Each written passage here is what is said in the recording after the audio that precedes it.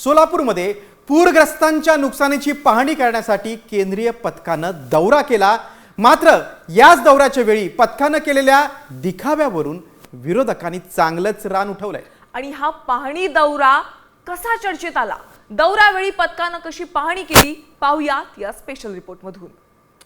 पूरग्रस्त दौऱ्याचा रात्रीचा खेळ चाले।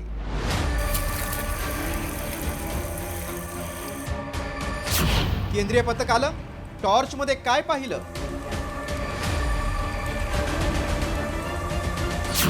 मदतीसाठी एवढी तत्परता का नाही? पथक काट सुद्धा उचलणं, 1 मिनिट थांबलंय, पुन्हा निघून गेले पोलीस। ते सगळे तेच पळत, आम्हाला काय करायचंय? राज्यात अतिवृष्टीनं हाहाकार माजवला आणि आपला बळीराजा पुरता उद्ध्वस्त झाला। मदतीच्या प्रतीक्षेत पिसलेल्या शेतकऱ्याच्या नजरा या केंद्र सरकारच्या मदतीकडे असताना केंद्राच्या पाहणी पथकानं शेतकऱ्यांच्या जखमांवर केवळ मीठच नाही तर मिठासोबत मिरच्या चोळण्याचा दुष्टपणा केलाय। होय, रात्रीच्या अंधारात या विद्वानांनी नुकसानग्रस्त भागातील पीक पाहणी केली आहे। पहा नेमकं काय घडलं। केंद्रीय पथक सोलापुरातील मोहोळमध्ये दाखल झालं। इथे सीना नदीच्या पाण्यानं नुकसान झालेल्या कोळे गावात पाहणीची जबाबदारी या पथकावर होती। ही पाहणी करण्यासाठी केंद्रीय पथकाला रात्रीचा मुहूर्त सापडला।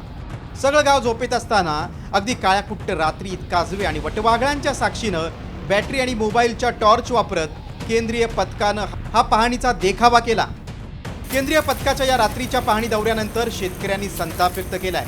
इतक्या अंधारात आणि घाईघाईत पीक पाहणी दौरा का आटोपला असा सवाल उपस्थित झाल्यानंतर आता प्रशासनानं लगेच सारवासारव सुरू केली आहे। 1 मिनिट पण न थांबता त्याच्यामध्ये सगळं जिल्हाधिकारी साहेब होते, कुमार आशीर्वाद साहेब होते आणि जंगम साहेब असेल, शिवसाहेब, कोणीही न थांबता सरळ पथक तसंच निघून गेले। आमच्या गावकऱ्यांना नाराज झालेले या केंद्रीय पथकावर। संध्याकाळची वेळ असताना सुद्धा पथकातील सदस्यांना तिथल्या स्थानिक नागरिकांशी चर्चा करण्यासाठी त्यांनी सूचना दिल्या। काल त्यांचा उद्देश येताना फक्त पूर परिस्थितीच्या तीव्रतेची माहिती घेणे हा होता। त्यांनी काल कुठलीही पाहणी केली नव्हती। तर दुसऱ्यांदा अतिवृष्टीग्रस्त भागाच्या दौऱ्यावर गेलेल्या उद्धव ठाकरेंनीही केंद्रीय पथकाच्या घाईघाईत केलेल्या पाहणीवर टीकेची झोड उठवली आहे। आता मी फोटो बघितले, रात्रीचे फिरतात टॉर्च घेऊन केंद्राचं पथक, नुकसान कुठे झालं, नुकसान कुठे झालं। आणि 2 का 3 दिवसाचा केंद्रीय पथकाचा दौरा आहे। 2-3 दिवसात काय कळणार आणि इतक्या दिवसांनी? म्हणजे मग गावोगावी बोर्ड लावा, जिकडे केंद्राचं पथक येणार नाही तिकडे बोर्ड लावा, केंद्राचं पथक दाखवा आणि 100 रुपये मिळवा। मराठवाड्यात नुकसान आता महिना उलटलाय। केंद्रीय पथकाचे वराती मागून घोडे निघाले, मात्र उशिरा करण्यात आलेल्या दौऱ्यात पुरेशी पाहणी करण्यात आली नाही।